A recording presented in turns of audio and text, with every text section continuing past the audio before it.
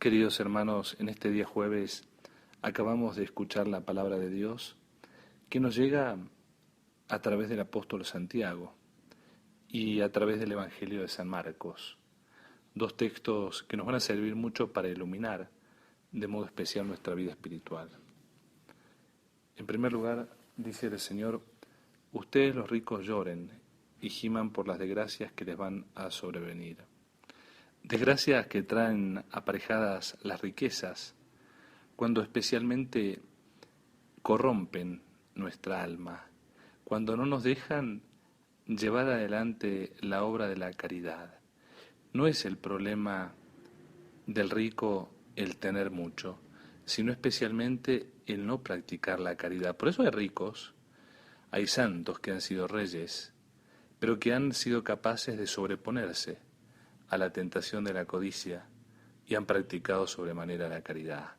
Mucho cuidado también nosotros si de repente miramos nuestro corazón y tenemos muchas riquezas, muchos talentos, muchos afectos acumulados y perdemos la libertad propia de los hijos de Dios para practicar la caridad.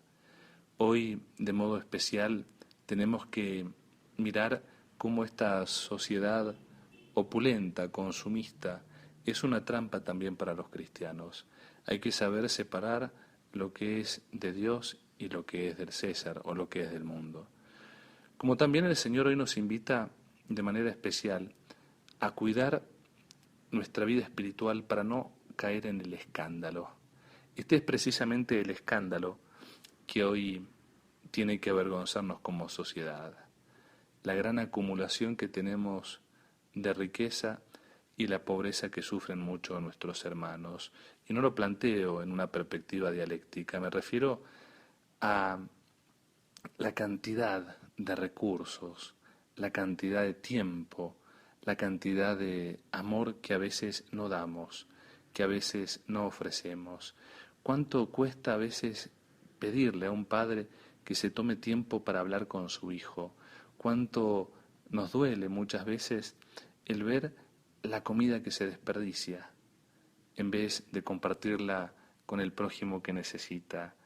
Hoy necesitamos hacernos también, como lo pide el Evangelio y lo exige, cierta violencia interior, para que si por la vista, por nuestras manos, por nuestro ser, en algún aspecto nos vemos presa del pecado, tengamos la capacidad de cortar las cadenas que nos tienen amarrados y no nos dejan experimentar la libertad propia de los hijos de Dios. Se trata de descubrir los caminos que nos lleven a la vida eterna. Y estos caminos los conocemos. ¿Queréis que os indique los caminos de la conversión? Se preguntaba San Juan Crisóstomo. Son numerosos, variados y diferentes, pero todos conducen al cielo. Y dice, el primer camino de la conversión es aborrecer nuestros pecados. Empieza tú a confesar tus pecados para ser justo.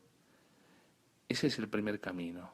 Hay un segundo camino, dice el santo, que no es inferior al primero, y es no guardar rencor a nuestros enemigos, dominar nuestra cólera para perdonar las ofensas que nos infligen nuestros compañeros de servicio, porque así obtendremos el perdón de las ofensas contra el Maestro. ¿Quieres conocer el tercer camino de la conversión? Dice, es la oración ferviente y atenta, desde el fondo del corazón. El cuarto camino es la limosna, tiene un poder considerable e indecible. Luego, la modestia y la humildad no son medios menores para destruir el pecado desde la raíz. Tenemos como testimonio de ello, dice San Juan Crisóstomo, el publicano que no podía proclamar sus buenas acciones, sino que en su lugar ofreció su humildad y depositó ante el Señor el pesado fardo de sus faltas. Por eso, no nos quedemos inactivos el día de hoy.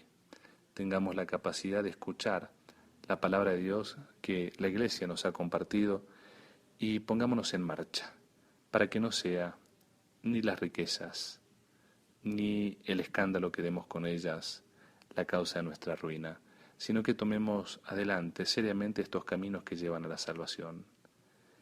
El confesar nuestros pecados, el amar a nuestros enemigos, el practicar la limosna, en definitiva, el poner desde una acción consciente y creciente toda nuestra vida en la senda del Señor.